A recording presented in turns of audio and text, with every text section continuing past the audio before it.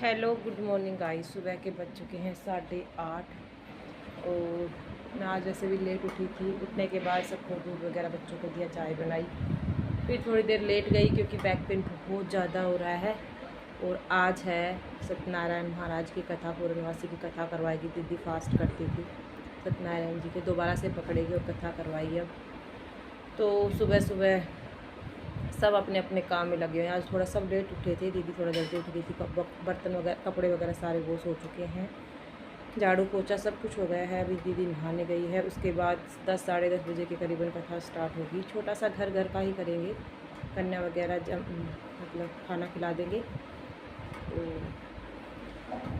दीदी बनाएगी अभी खाना वगैरह, मैं नहाऊँगी। नहाने के बाद फिर जितने भी बर्तन वगैरह बाद में वॉश होंगे। बच्चे नहा रहे हैं, सारा झाड़ू पोछा हो चुका है। तो सब नहा लिए थे। अब मैं भी सोच रही थी नहा लूँ। और वैसे ही सब लोग कहेंगे कथा के ऊपर ब्लैक सूट नहीं पहनते हैं, तो मैं कथा पर नहीं बैठूंगी क्योंकि मेरे एक तो बहुत ज़्यादा तेज़ बैक पेन हो रहा है, नीचे नहीं बैठा जाता। अगर मैं बाहर भी बैठती तो मैं नहीं बैठ सकती। और इस वजह से कपड़े वगैरह सारे उतार कर लेकर आ गए थे और सारा घर बिल्कुल क्लीन है। जो कपड़े सूखे नहीं थे वो बाहर स्टैंड पर डाल दिए। बेटा नहा रहा है और मशीन को यहाँ पर खड़ा करना बाकी है। बेटी भी वहाँ पर खड़ी हुई है। तो अभी मैं नहाऊंगी इनके बाद। और किचन भी साफ़ हो चुका है, खाना वगैरह बाद में बनाएंगे। सो गाइस, मैं नहाकर आ गई हूँ। टाइम हो गया है 9 बजे का। और मैंने ब्लैक सूट पहना है क्योंकि मुझे पूजा में बैठना नहीं है। और ये फटाफट से हेयर वॉश कर देती हूँ। उसके बाद थोड़ा सेक करूँगी, मालिश करवाऊँगी। बैक पेन बहुत ज़्यादा हो रहा है मेरा।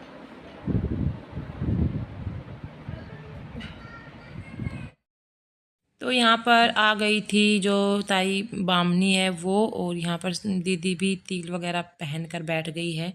ये हर ओकेजन मतलब छोटे मोटे फंक्शन पर भी पहनती है लहंगे लुगड़ी। मैं क्या हूँ, सूट पहन कर ही बैठ जाती हूँ। सास के सामने तो मैं भी हमेशा साड़ी और तिल पहनती थी। अभी मेरे से वैसे भी पहना नहीं जाता और कम बैठती हूँ मैं। और घर घर की जो लोग थे वो आ गए हैं, ज़्यादा कुछ नहीं आया था। यहाँ पर कथा वगैरह हो चुकी थी, लगभग पौन घंटा लग गया था। उसके बाद कन्याओं का मतलब खाना खिलाना हुआ और लगभग 12 बजे के करीबन मैंने खाना खाया क्योंकि बहुत सारे बर्तन हो रहे थे। वो बर्तन धो के लाई, जितने भी बर्तन थे वो सारे मैंने वॉश किए हैं। बैठने में दिक्कत हो रही थी पर दीदी के पास बहुत सारे काम थे सुबह से ही। तो ये नेक्स्ट मॉर्निंग का वीडियो है क्योंकि उसके बाद मैंने कोई व्लॉग नहीं बनाया था। मेरी तबीयत बहुत ज़्यादा ख़राब थी। बट जो भी बर्तन वगैरह का काम था वो मैं जो कर सकती थी वो काम मैंने किए, और जो नहीं हुए वो नहीं किए। और यहाँ पर बच्चों के स्कूल के जाने की तैयारी थी, तो सुबह सुबह मैं लग गई थी अपना खाना वगैरह बनाने के लिए। एक साइड रख दिया था मक्खन, जो कि कई दिन हो गए थे। घी बनाना था इसका। खट्टा हो जाता है ज़्यादा दिन फ्रिज में, 3 से 4 दिन जितना खाया जाता है उतना खा लेते हैं, और जो बच जाता है उसका फिर हम घी बना लेते हैं। तो यहाँ पर बस बच्चों की रोटियां सेकूँगी, उसके बाद बेटी को रेडी करूँगी।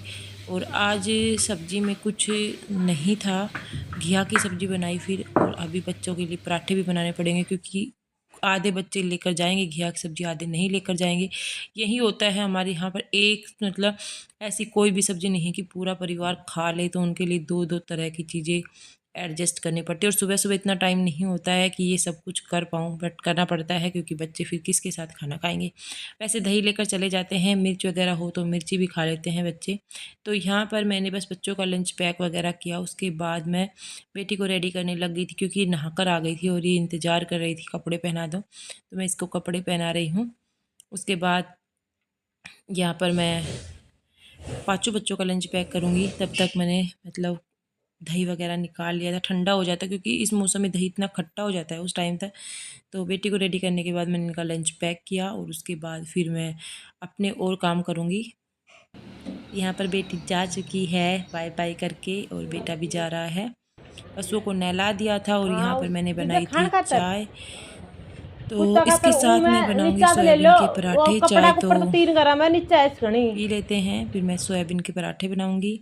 तो सुबह की मॉर्निंग चाय मैंने 7:30 बजे पी थी बच्चों के स्कूल जाने के बाद। उसके बाद अभी हस्बैंड का लंच बनाया है क्योंकि वो ड्यूटी पर जाते हैं। वो मतलब बच्चों के बाद ही बनाती हूँ उनका, वो 8:30 बजे के करीबन जाते हैं। और अभी मैं बनाऊँगी सोयाबीन के पराठे हस्बैंड के लिए और मेरे लिए और जियाजी के लिए, 3 लोगों के लिए पराठे बनाऊँगी।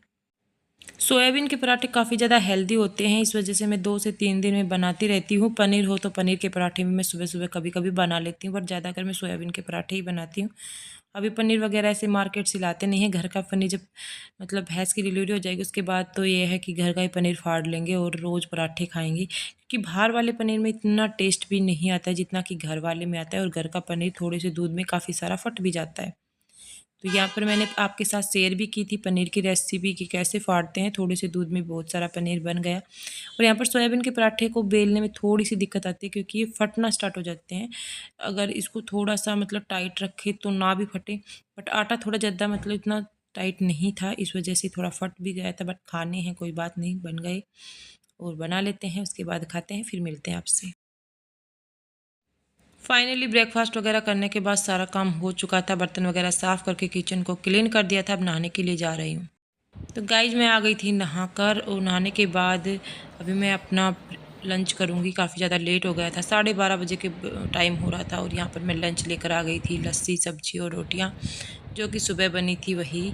और आज हेयर वॉश हुए थे तो अभी मैंने अपने बालों पर टॉवल ही लगाया हुआ है, बाद में इनको सुलझाऊंगी। सुलझाने में इतनी दिक्कत नहीं आती क्योंकि स्मूथनिंग करने के बाद मेरे को इतना मतलब बालों में उलझते नहीं हैं। पहले मेरे बाल इतने ज़्यादा उलझते थे, बहुत दिक्कत आती थी, जिसके बाद मैंने अपने बालों को स्मूथनिंग करवाई थी।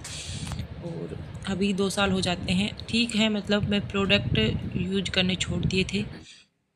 तो मैं खाना वगैरह खा रही थी, बाहर देखा तेज़ बारिश आना स्टार्ट हो गई थी।